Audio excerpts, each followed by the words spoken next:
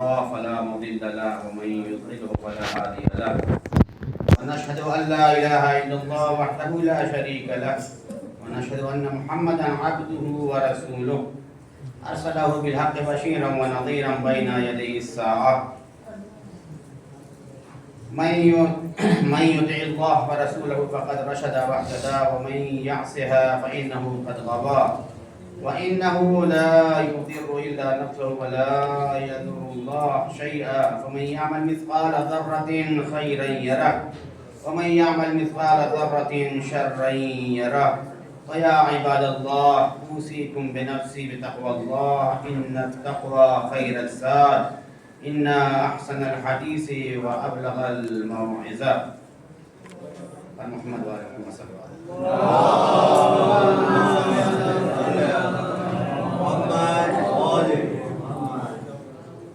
سب سے پہلے آپ تمام حضرات کی خدمت میں اور اپنے نفس اور اپنے خانوادے کی خدمت میں تقوی الہی کی وصیت و نصیحت کرتا ہوں اور پروردگار عالم سے دعا کرتا ہوں پروردگار ہم لوگوں کو متقین میں شمار فرما.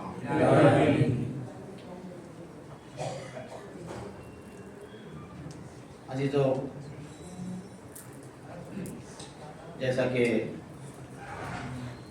یہ معلوم ہے کہ ہم لوگ رمضان مبارک سے قریب ہو رہے ہیں، اور جیسے جیسے انسان رمضان کی طرف قریب ہوتا ہے تو اس کو چاہیے کہ وہ اپنے آپ کو رمضان مبارک کے لیے آمادہ کرے، کیونکہ رسول خدا صلی اللہ علیہ وآلہ وسلم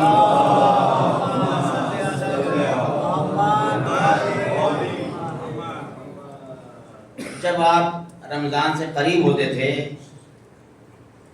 تو رمضان کے سلسلے میں جو آپ کا خطبہ ہے شعبانیہ، انشاءاللہ آج اس کو جتنا ممکن ہو سکے گا اس کو بیان کیا جائے تاکہ رمضان کی اہمیت پتہ چلے اور اس خطبے کے اندر کون کون سی باتیں ہمیں انجام دینے کے لیے کہی گئی ہیں وہ تمام معلومات ہمیں حاصل ہو سکیں اور ہم اپنے روزے کو اس طریقے سے انجام دے سکیں جس طریقے سے پیغمبر نے چاہا.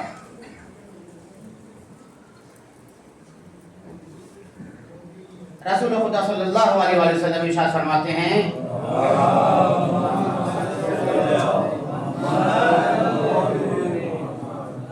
ایھا الناس، اے لوگو، انہ قد اقبل الیکم شہر اللہ بالبرکۃ والرحمۃ والمغفرہ. تمہاری طرف اللہ کا وہ مہینہ بڑھ رہا ہے کہ جو برکت والا ہے، رحمت والا ہے اور مغفرت والا ہے، کہ جس میں برکتیں بھی نازل ہوں گی، رحمتیں بھی نازل ہوں گی اور گناہوں کی مغفرت بھی ہوگی. شہر ہوا عند اللہ افضل الشہور، یہ وہ مہینہ ہے کہ جو تمام مہینوں میں سب سے زیادہ افضل ہے اللہ کے نزدیک، ہمارے نزدیک نہیں، عند اللہ، اللہ کے نزدیک 12 مہینوں میں سب سے زیادہ افضل مہینہ کون سا ہے؟ ماہ رمضان. وَأَيَّامُهُ أَفْضَلُ الْأَيَّامِ، اور اس کے دن، ماہ رمضان کے جو دن ہیں وہ بہترین دن ہیں. وَلَيَالِيهِ أَفْضَلُ اللَّيَالِي، اور اس کی راتیں بہترین راتیں ہیں. وَسَاعَاتُهُ أَفْضَلُ السَّاعَاتِ، اور اس کے جو لمحے ہیں، اس کی جو گھڑیاں ہیں، اس کے لمحات بھی بہترین لمحات. ہوا شہر دعیت فیہ ضیافت اللہ، یہ وہ مہینہ ہے کہ جس میں اللہ نے تمہیں اپنا مہمان قرار دیا. اللہ تمہیں اپنا مہمان قرار دے رہا ہے. وَجُعِلْتُهُمْ فِيهِ مِنْ أَهْلِ كَرَامَةِ اللَّهِ، اور عزت اور کرامت والے لوگوں میں تمہیں قرار دیا. اس مہینے میں تمہیں رحمت تمہیں اپنی عزت اور کرامت والے لوگوں میں قرار دے گا۔ اچھا صرف یہی نہیں، اس کے علاوہ بات جب اور آگے بڑھی تو ارشاد ہوتا ہے انفاسکم فیہ تسبیح۔ آپ دیکھیے کہ اگر شروع سے پھر آپ دیکھیے تو یہ مہینہ سب سے زیادہ افضل مہینہ، اس مہینے کے جو دن سب سے افضل دن، اس مہینے کی راتیں سب سے افضل والی راتیں، اس مہینے کے لمحات سب سے افضل لمحات۔ اس کے بعد پھر یہ ہو رہا ہے کہ انفاسکم فیہ تسبیح، تم جو سانسیں لے رہے ہو یہ تمہاری سانسیں نہیں چل رہی ہے بلکہ تسبیح پروردگار کر رہی ہے۔ انفاسکم فیہ تسبیح، ہمارا آج سانس لینا تو یہ کہلایا کہ ہاں میں سانس لے رہا ہوں، لیکن جب ماہ رمضان میں انسان سانس لیتا ہے جو سانس نہیں لے رہا ہے بلکہ تسبیح پروردگار کر رہا ہوتا ہے۔ وَالنَّوْمُكُمْ فِيهِ عِبَادَةٌ، آج ہم جب سو جاتے ہیں تو یہ عبادت نہیں ہوتی ہے جب تک کہ ہم وضو کر کے نہ سوئیں۔ وضو کر کے سوئیں گے تو یہ عبادت ہوگی، لیکن نومکم فیہ عبادہ، ماہ رمضان میں آپ بغیر وضو کے بھی سوئیں گے تب بھی آپ کی عبادت ہے، لیکن آپ وضو کر کے سوئیں گے ماہ رمضان میں تو آپ سمجھیے کہ سونے پر سہاگا ہے۔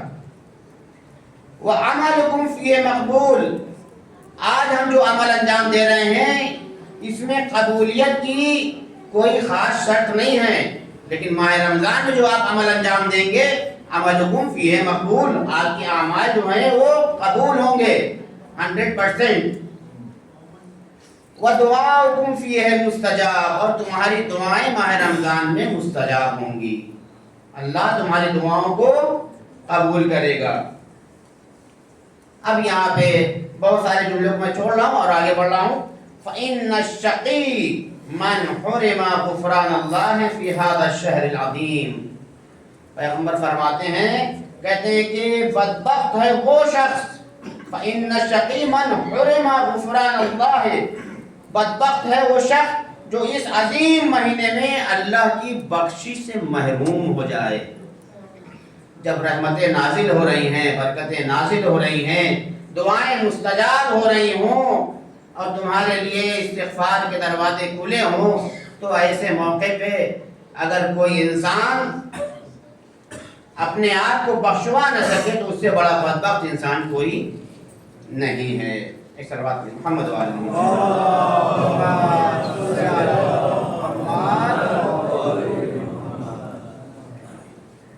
اس کے بعد تصدقوا علی فقرائکم، ماہ رمضان میں کیا کرنا چاہیے؟ روزہ تو ہم رکھتے ہیں لیکن روزے کے علاوہ اور کیا کرنا چاہیے؟ تصدقوا علی فقرائکم، فقیروں کو آپ کو صدقہ دینا ہے۔ ووقروا کبارکم، اور اپنے بڑوں کی عزت کرنی ہے، ان کا احترام کرنا ہے۔ وارحموا صغارکم، اپنے چھوٹوں پر رحم کرنا ہے۔ وصلوا ارحامکم، اور اپنے رشتہ داروں کے ساتھ صلہ رحمی کرنی ہے۔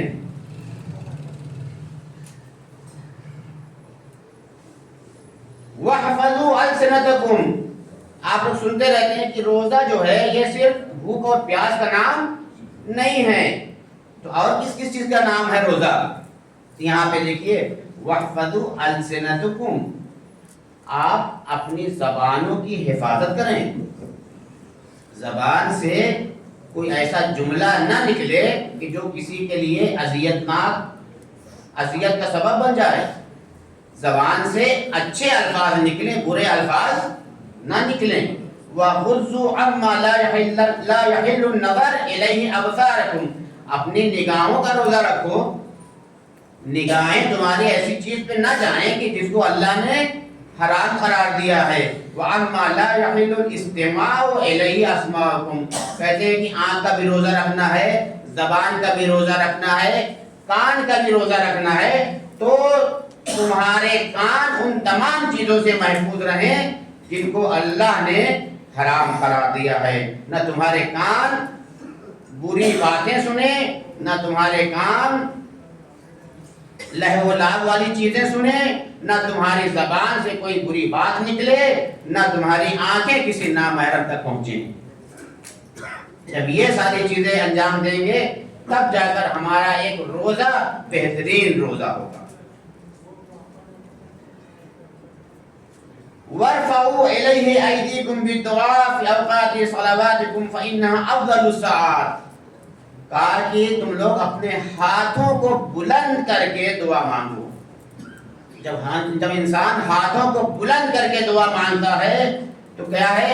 فَإِنَّهَا أَفْضَلُ السَّاعَاتِ، کیونکہ ماہ رمضان جو ہے وہ کون سے ساعات ہیں؟ بہترین لمحات ہیں جس میں انسان کسی وقت بھی دعا مانگ سکتا ہے۔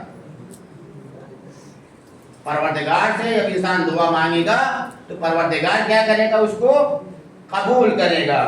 اس کے بعد پھر کہا ایھا الناس انا انفسکم مرہونۃ باعمالکم ففکوها باستغفارکم۔ اب یہاں پہ دیکھیے، یہاں پہ کہا گیا کہ اے لوگوں، تمہاری جانیں تمہارے اعمال کے بدلے گروی رکھی گئی ہیں، تو کیا کرنا ہے؟ بس استغفار کے ذریعے سے اپنی جانوں کو آزاد کرو۔ جب تم استغفار کرو گے تو تمہاری جانیں کیا ہوں گی؟ آزاد ہو جائیں گی۔ ایک اور سبق پڑھیں محمد والے۔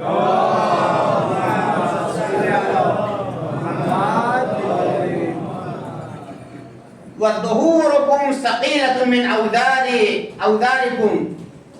تمہاری جو پیٹھ ہے، تمہاری پیٹھ جو ہے گناہوں سے لدی ہوئی ہے، تمہاری پیٹھ پر گناہوں کا بوجھ ہے، تو کیا کرنا چاہیے؟ فَخَفِّفُوا عَنْهَا بِطُولِ سُجُودِكُمْ، تو تم زیادہ یعنی سجدے کو طولانی کر کے اس پیٹھ پہ لدے ہوئے گناہ کو تم ہلکا کر سکتے ہو۔ یعنی ماہ رمضان میں آپ کو سجدے کو طولانی کرنا ہے، پروردگار سے استغفار کرنا ہے، پروردگار سے دعا کرنا ہے، اس سے مناجات کرنا ہے، تاکہ پروردگار آپ کے گناہوں میں کمی کرے، آپ کے گناہوں کی سختی کو دور کرے۔ وَاعْلَمُوا أَنَّ اللَّهَ تَعَالَى ذِكْرَهُ اقسم بعزته ان لا يعذب المصلين والساجدين۔ اب یہاں پہ دیکھیے پروردگار عالم کیا کرتا ہے، اور جان لو کہ اللہ تعالیٰ اپنی عزت کی قسم کھا رہا ہے، اپنی عزت کی قسم اس نے کھائی ہے، وہ ہے کہ وہ نماز پڑھنے والوں اور سجدہ کرنے والوں کو عذاب نہیں دے گا۔ لا يعذب، عذاب نہیں کرے گا کس کو؟ جو مصلین ہیں، نماز پڑھنے والے ہیں اور جو سجدہ کرنے والے ہیں۔ ایھا الناس من فطر۔ اب آئیے، ابھی تک ہم لوگ دعاؤں کے سلسلے میں گفتگو کر رہے تھے، ماہ رمضان کے سلسلے میں گفتگو کر رہے تھے۔ اب ماہ رمضان میں جو لوگ افطار کراتے ہیں ان کے ثواب کو بھی آپ دیکھیے، اسی خطبے میں آپ نے کیا فرمایا ہے؟ ایھا الناس من فطر صائما مؤمنا فی هذا الشهر كان له بذلك عند الله عتق رقبة ومغفرة لما مضى من ذنوبه۔ کتنی فضیلت ہے اگر کوئی انسان کسی ایک مومن کو افطار کراتا ہے۔ اے لوگوں، تم میں سے جو کوئی اس مہینے میں کسی مومن کے روزے کو افطار کرائے تو اللہ کے نزدیک اس کا ثواب ایک غلام آزاد کرنے کے برابر ہے، اور گزشتہ تمام گناہوں کو بخش دے گا پروردگار اعظم۔ اس زمانے میں اگر دیکھا جائے تو ایک غلام کو آزاد کرنے کی جو قیمت ہوتی ہے اس کو آپ دیکھیے گا، اور آج اس کو جو کنورٹ کریے گا تو آپ کو معلوم ہوگا کہ اس کی کتنی قیمت ہے۔ اچھا، یہاں پہ جب یہ مسئلہ آیا، رسول خدا جب خطبہ دے رہے تھے، جب آپ نے کہا کہ بھئی ایک مومن کو افطار کرانا یہ ثواب ہے، تو ایک آدمی وہاں سے کھڑا ہوا، قیل لہ یا رسول اللہ لیس کلنا یقدر علی ذلک، کہنے لگا یا رسول اللہ ہم لوگ اس چیز پر قادر نہیں ہیں۔ ہم لوگ یعنی وہ شخص جو کھڑا ہوا تھا، اس کا مطلب یہ ہے کہ وہ اتنا قریب تھا کہ اس کے پاس ایک آدمی کو افطار کرانے کے پیسے نہیں تھے، اسی لیے تو کھڑا ہوا وہ۔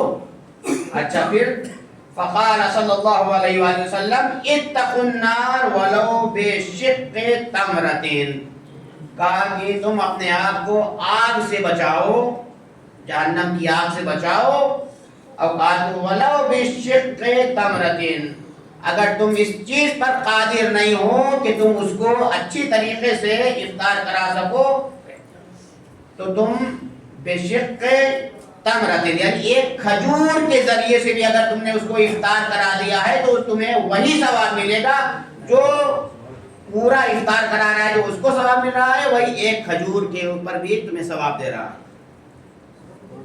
وہاں پر یہ نہیں ہے کہ پروردگار یہ دے گا کہ ہاں اس نے جو ہے کسی کو پورا کھانا کھلا دیا تو ہم اتنا ثواب اس کو دیں گے، لیکن ہاں اس میں شرط ہے کہ اگر تمہارے پاس قدرت نہیں ہے تب یہ کام کرنا ہے۔ تمہارے پاس ایک آدمی کو افطار کرانے کا اتنی قدرت تمہارے پاس ہے لیکن اس کے باوجود تم ایک کھجور سے افطار کرا رہے ہو تو یہاں پہ مسئلہ آئے گا۔ آپ کے پاس جب حیثیت ہے تو آپ کی جو حیثیت ہے اس کے حساب سے آپ کرائیے افطار۔ آگے بڑھتے ہیں۔ دوسری چیز اتقوا النار ولو بشربۃ من ماء، تمہارے پاس کھجور بھی نہیں ہے کوئی بات نہیں، پانی تو ہوگا، کھجور نہیں ہے بشربۃ الماء، ایک گلاس کا پانی اس کو دے دیجئے تو آپ کو وہی ثواب ملے گا جو پورا کھانا کھلا رہا ہے، جو پورا افطار کرا رہا ہے وہی ثواب آپ کو مل رہا ہے۔ اب آپ دیکھیے کتنی فضیلت ہے۔ اس کے بعد پھر آپ دیکھیے ایھا الناس من حسن منکم فی ھذا الشہر خلقہ کان لہ جواز علی الصراط یوم تزل فیہ الاقدام۔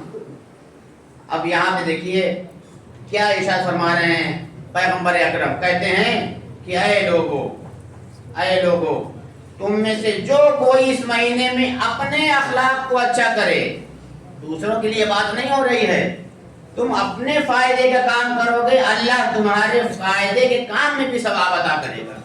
کون سا ثواب ہے یہ؟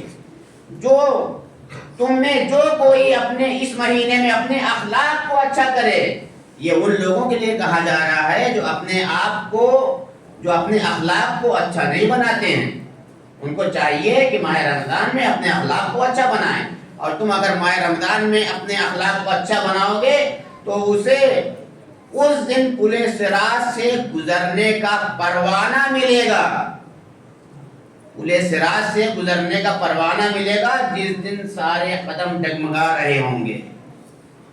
آپ دیکھیے انسان اپنا اخلاق اچھا کر رہا ہے، اپنے لیے کام کر رہا ہے، اللہ کہہ رہا ہے کہ تم اپنا اخلاق اچھا کر لو گے تو ہم تمہیں ایک ایسا پروانہ دیں گے، ہم تمہیں ایک ایسا ویزا دیں گے کہ جس کے ذریعے سے تم آسانی کے ساتھ پل صراط سے گزر جاؤ گے جس دن سارے لوگوں کے قدم ڈگمگا رہے ہوں گے۔ تو عزیزو اس سے بڑی چیز اور ہمیں کیا چاہیے؟ تو اس مہینے میں یہ ساری چیزیں ہمیں انجام دینی ہیں اور اس مہینے میں یہ تمام چیزیں ہمیں کرنا ہے۔ اگر ہم نے اس کو کر لیا تو آپ یہ سمجھیے کہ ہماری پوری زندگی بدل کے رکھ دے گا یہ ماہ رمضان۔ ومن اکثر فیہ من الصلاة علی ثقل اللہ میزانہ یوم تخف الموازین۔ اچھا ہم لوگ جو صلوات پڑھتے ہیں، صلوات کی بہت فضیلت ہے،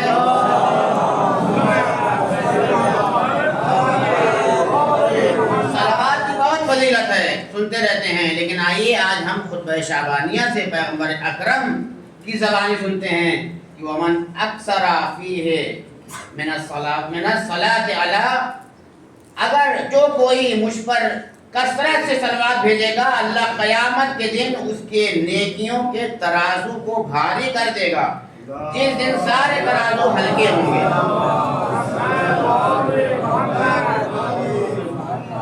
اللہ ہمارے ترازو کو اس دن بھاری کرے گا جس دن سارے ترازو ہلکے ہوں گے۔ تو ہمیں صرف صلوات پڑھنا ہے اور اپنے اعمال میں کیا کرنا ہے؟ زیادتی کرنا ہے۔ ہمارے اعمال بڑھیں گے اور ہمارے اعمال ایسے بڑھیں گے کہ پروردگار عالم کہے گا کہ ہاں یہ وہ اعمال ہے جو قابل قبول ہے۔ اب یہ ہمیں اور آپ کو سوچنا ہے کہ ہم لوگوں کو کیا کرنا ہے۔ ہمیں اپنی آخرت کس طریقے سے سنوارنی ہے، اپنی آخرت کس طریقے سے بنانی ہے۔ اچھا ہم لوگ اس کے بعد پورے سال کیا کرتے ہیں، تلاوت قرآن کرتے ہیں کہ نہیں کرتے، برائے مجھے نہیں معلوم، ہونا تو چاہیے کہ بھائی پورے سال تلاوت ہونی چاہیے، لیکن بہت سے لوگ اس کی طرف سے غافل رہتے ہیں۔ اور ماہ رمضان کے علاوہ جب انسان ایک آیت کی تلاوت کرتا ہے تو اس کو ایک آیت کا ثواب ملتا ہے، لیکن اگر ماہ رمضان میں کوئی اگر ایک آیت کی تلاوت کرتا ہے تو کیا ہوتا ہے، یہ دیکھیے وَمَن تَلَا فِيهِ آیَةً مِنَ الْقُرْآنِ كَانَ لَهُ مِثْلُ أَجْرِ مَنْ خَتَمَ الْقُرْآنِ فِي غَيْرِهِ مِنَ الشُّهُورِ، اور جو کوئی اس مہینے میں قرآن کی ایک آیت کی تلاوت کرتا ہے اسے دوسرے مہینوں کے مقابلے میں ختم قرآن کا ثواب ملتا ہے، یعنی پورا ایک آیت پڑھنے کا ثواب، یعنی پورا آپ نے قرآن کو ختم کیا۔ 30 پارہ آپ پڑھتے رہیے، معلوم ہو کئی دن لگ جائیں گے آپ کو، ختم ہی نہیں ہوگا، لیکن ماہ رمضان میں آپ نے ایک آیت کی تلاوت کی، معلوم ہو آپ کا ایک قرآن ختم ہو گیا۔ یہ سب کون دے سکتا ہے، یہ ثواب کون دے گا؟ کیا اس سے پروردگار عالم کی رحمانیت اور اس کی رحمیت نہیں جھلک رہی؟ اگر وہ چاہتا تو کیا کہتا کہ تم ایک آیت کی تلاوت کرو گے تو اتنا ہی ثواب دیں گے۔ اگر وہ چاہتا تو کہتا کہ دیکھو تم ایک آیت کی تلاوت صحیح کرو گے تب تمہیں دیں گے، ایک آیت کی تلاوت صحیح سے کرو گے تبھی ملے گا، اگر ایک آیت کی تلاوت صحیح سے نہیں کرو گے تو اس کا ثواب نہیں دیں گے۔ لیکن کیا کہہ رہا ہے پروردگار، کہہ رہا ہے کہ ایک آیت کی تلاوت تم کرو گے پورے قرآن کا ثواب میں دوں گا۔ یہ پروردگار کے علاوہ کوئی اور ذات نہیں کر سکتی ہے۔ صرف ہم لوگوں کو سمجھنا ہے کہ ہمارا پروردگار ہم سے کتنی محبت کرتا ہے۔ پروردگار، اب یہی جو چیزیں میں نے ابھی بیان کی، خالی اسی پہ آپ غور کر لیجئے تو آپ کی سمجھ میں آ جائے گا کہ وہ ذات کیسے ہمارے اوپر عذاب نازل کرے گی، کہ جو قدم قدم پر لمحہ لمحہ ہر گھڑی ہمارے بارے میں سوچ رہی ہے کہ ہمارا بندہ کسی بھی طریقے سے وہ جہنم میں نہ جانے پائے۔ میرا بندہ یہ کر لے تو میں یہ دے دوں گا، یہ کر لے تو میں یہ دے دوں گا۔ قدم قدم پہ تم اپنے اخلاق کو اچھا کرو گے تو میں تمہارے گناہوں کو معاف کروں گا، تم اپنے اخلاق کو اچھا کرو گے تو میں جنت واجب کر دوں گا۔ یہ کیا ہے؟ یہ پروردگار کا کرم نہیں تو اور کیا ہے؟ ہمیں سوچنا چاہیے، اور کبھی اکیلے میں سوچئے کہ پروردگار کی ذات کتنی، یعنی کہتے ہیں کہ ماں جو ہوتی ہے اس کے دل میں کیا ہوتا ہے، اس کے دل میں اپنے بچے کے لیے محبت ہوتی ہے۔ ماں کی جو تڑپ ہے، ماں کی جو محبت ہے یہ بہت عظیم ہے، لیکن پروردگار کی محبت کا کوئی اندازہ نہیں لگایا سکتا۔ بسم اللہ الرحمن الرحیم۔ والعصر ان الانسان لفی خسر الا الذین آمنوا وعملوا الصالحات وتواصوا بالحق وتواصوا بالصبر۔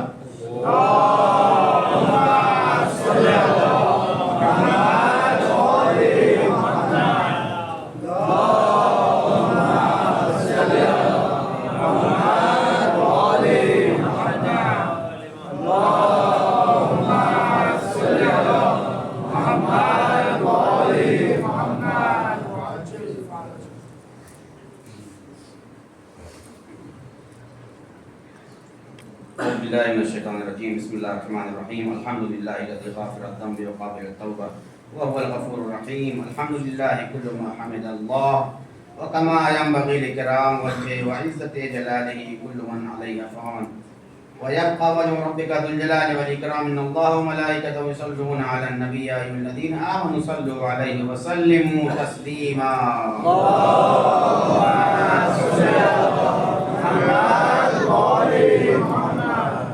اللهم صل على محمد صلى الله عليه وآله اللهم صل على محمد وآله اللهم صل على بنت خاتم النبيين سيدتنا فاطمة بنت رسول الله اللهم صل على محمد وآله اللهم صل على أمير أمير المؤمنين قائد الغر الميامين علي بن أبي طالب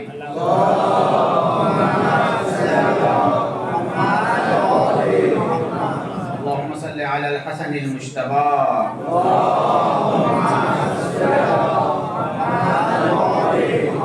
والحسين شهيد بكربلاء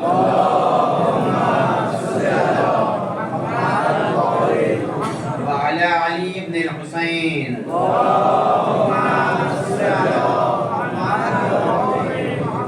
ومحمد بن علي وجعفر بن محمد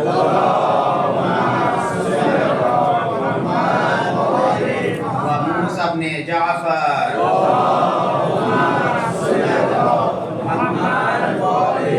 وعلي بن موسى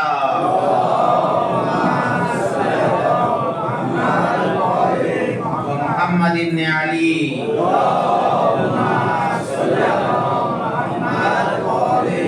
وعلي بن محمد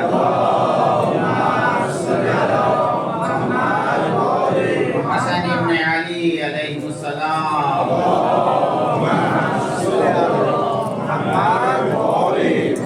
اللهم صل على قائم المنتظر إمام المهدي حجة الله في الأرض الذي يملأ الله أرضا قسطا وعدلا كما ملئت ظلما وجورا إنك على كل شيء قدير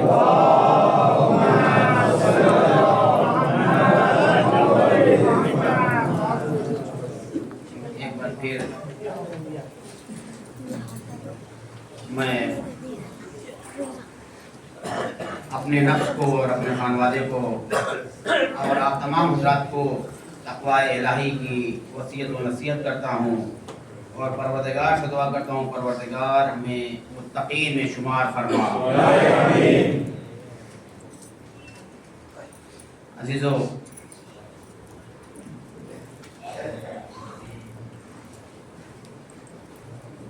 انشاءاللہ اس سنڈے کو مسجد کی نظافت کا ایک پروگرام رکھا گیا ہے. انشاءاللہ 10 بجے سے نماز ظہرین تک یہ پروگرام رہے گا اور اس کو جتنے افراد اس میں شریک ہو سکتے ہیں اس میں شریک ہوں اور اپنے آپ کو یہ محسوس کرائیں کہ ہاں ہمارا جو تعلق ہے نظافت سے ہے. ہمارا جو تعلق ہے ہم لوگ جس طریقے سے ہمارے یہاں جب کوئی مہمان آنے والا ہوتا ہے تو ہم لوگ اپنے گھروں کی صفائی کرتے ہیں. تو ماہ رمضان آ رہا ہے اس کی مناسبت سے انشاءاللہ اس پروگرام کو رکھا گیا ہے. آپ حضرات اس میں ضرور شرکت کریں. عزیزو قرآن مجید میں ارشاد ہو رہا ہے کہ وَأَحِدْنَا إِلَى إِبْرَاهِيمَ وَإِسْمَاعِيلَ أَن طَهِّرَ بَيْتِيَ لِلطَّائِفِينَ وَالْعَاكِفِينَ وَالرُّكَّعِ السُّجُودِ. ہم نے ابراہیم اور اسماعیل سے عہد لیا کہ میرے گھر کو طواف کرنے والوں اعتکاف کرنے والوں اور رکوع سجود کرنے والوں کے لیے پاک و صاف رکھیں. تو نبی جو ہیں یہ اللہ کے گھر کو پاک و صاف رکھیں گے اور انہوں نے اس چیز کو رکھا. اور اللہ کے گھر کو پاک صاف رکھنا یہ ہر ایک کی اپنی ایک الگ ذمہ داری بنتی ہے. یہاں پر میں کچھ حدیثیں بیان کر رہا ہوں کہ ہم لوگ جو چیزیں سوچتے ہیں کہ بھائی ٹھیک ہے مسجد میں اگر آپ کوئی کام کر رہے ہوتے ہیں تو اس کا کیا ثواب ہے. بس 2-4 حدیثیں انشاءاللہ بات کو تمام کروں گا. رسول خدا صلی اللہ علیہ وسلم ارشاد فرماتے ہیں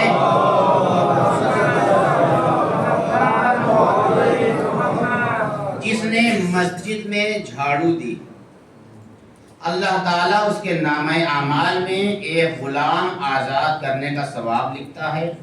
اور جس نے مسجد سے ذرہ برابر بھی کوڑا نکالا اللہ اس کے گناہوں کو معاف کرتا ہے. اس کی تشریح کا وقت نہیں ہے.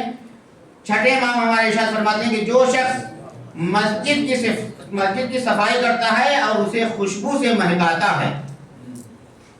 مسجد کی جو صفائی کرتا ہے اور اسے خوشبو سے مہکاتا ہے، جب تک وہ خوشبو باقی رہتی ہے فرشتے اس کے لیے استغفار کرتے رہتے ہیں.